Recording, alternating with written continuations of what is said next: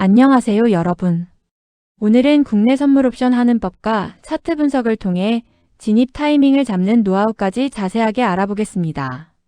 최근 국내 증시는 변동성이 커지면서 선물 옵션 시장에 대한 관심도 함께 높아지고 있습니다. 특히 올해는 글로벌 금리 변화와 외국인 수급, 반도체 업종 흐름, 환율 움직임까지 겹치면서 코스피 200 선물과 옵션 시장의 변동폭이 예전보다 더 커졌다는 평가가 많습니다.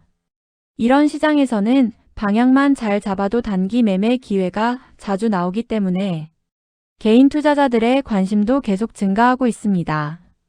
하지만 국내 선물 옵션은 일반 주식 투자와는 완전히 다른 시장입니다. 레버리지가 적용되기 때문에 적은 증거금으로도 큰 금액을 거래할 수 있다는 장점이 있지만 반대로 손실 속도도 굉장히 빠를 수 있습니다. 그래서 처음 시작하는 분들은 단순히 수익만 보기보다 시장 구조와 진입 기준을 정확하게 이해하는 것이 중요합니다. 우선 국내 선물 옵션이 무엇인지 간단하게 이해해 보겠습니다. 선물은 미래의 특정 시점에 정해진 가격으로 거래하기로 약속하는 상품이고, 옵션은 미래에 살 권리나 팔 권리를 거래하는 상품입니다. 국내에서는 대표적으로 코스피 200 선물과 코스피 200 옵션 거래가 활발하게 이루어지고 있습니다. 특히 기관과 외국인 자금이 집중되는 시장이기 때문에 주식시장 전체 흐름과 연동되는 경우가 많습니다.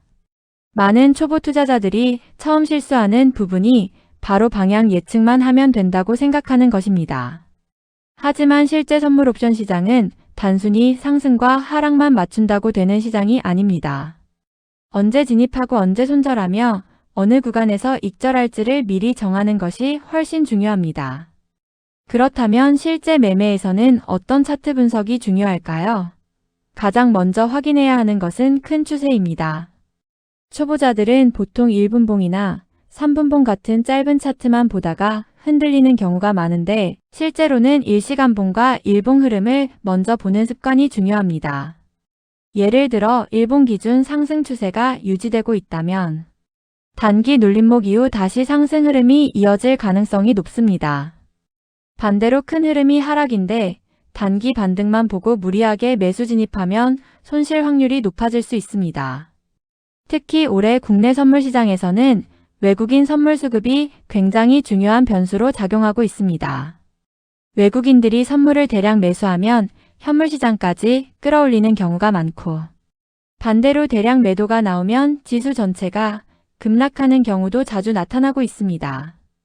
그래서 단순 차트뿐 아니라 외국인 수급과 프로그램 매매 흐름도 함께 체크하는 것이 중요합니다. 진입 타이밍을 잡을 때 가장 많이 활용되는 방법 중 하나는 지지와 저항 구간 확인입니다. 예를 들어 특정 가격대에서 여러 번 반등이 나왔다면 그 구간은 강한 지지선 역할을 할 가능성이 높습니다. 반대로 여러 번 막힌 구간은 저항선이 됩니다. 단타 트레이더들은 이런 구간을 기준으로 돌파 매매나 눌림목 매매를 자주 활용합니다. 예를 들어 코스피 200 선물이 강한 저항선을 거래량과 함께 돌파했다면 추가 상승 가능성을 보고 매수 진입을 고려할 수 있습니다. 반대로 거래량 없이 억지로 올라가는 흐름이라면 돌파 실패 가능성이 있기 때문에 추격 매수는 조심해야 합니다. 결국 중요한 것은 단순히 캔들 하나만 보는 것이 아니라 거래량과 시장 분위기를 함께 읽는 것입니다. 또 하나 중요한 부분은 이동평균선 활용입니다.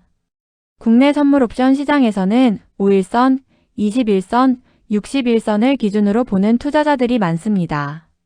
특히 단기 매매에서는 5일선과 21선 방향이 중요하게 작용합니다.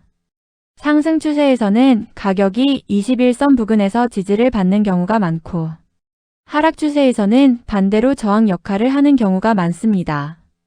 실전에서는 이평선 정배열과 역배열 개념도 굉장히 중요합니다.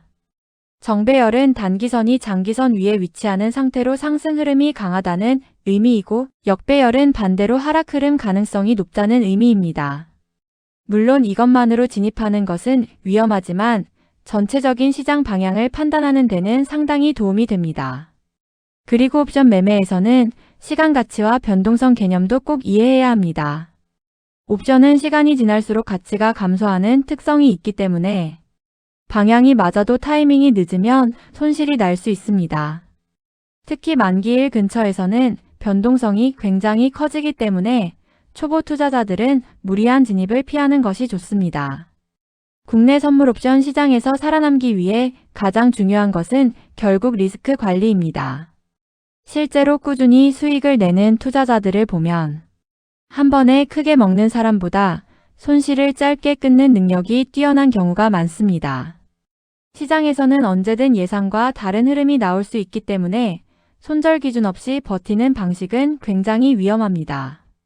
또 최근 시장은 알고리즘 매매와 프로그램 매매 비중이 높아지면서 순간적인 급등락이 자주 발생하고 있습니다. 특히 장 시작 직후와 마감 직전에는 변동성이 커지는 경우가 많기 때문에 초보자들은 무리하게 따라가기보다 방향이 어느 정도 안정된 이후 진입하는 것도 좋은 방법입니다. 올해 국내 증시는 글로벌 금리 정책과 미국 증시 흐름, 환율 변동성까지 함께 영향을 받고 있습니다. 특히 반도체와 AI 관련 업종 흐름에 따라 코스피 200 지수 움직임도 크게 달라지는 경우가 많아졌습니다. 정부 역시 올해 첨단 산업 투자 확대와 AI 산업 육성 정책을 강화하고 있으며 국내 증시에서도 관련 업종 변동성이 커지고 있습니다.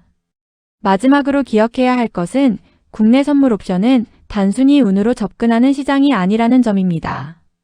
차트 분석과 수급 거래량, 심리까지 함께 읽어야 하고 무엇보다 자신만의 원칙을 꾸준히 지키는 것이 중요합니다.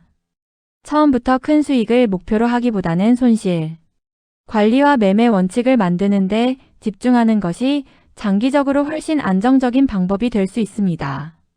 오늘은 국내 선물 옵션 하는 법과 차트 분석 후 진입 타이밍 잡는 노하우까지 자세히 알아봤습니다. 앞으로도 선물 옵션 실전 매매와 투자 전략에 도움이 되는 다양한 정보 계속 전해드리겠습니다. 감사합니다.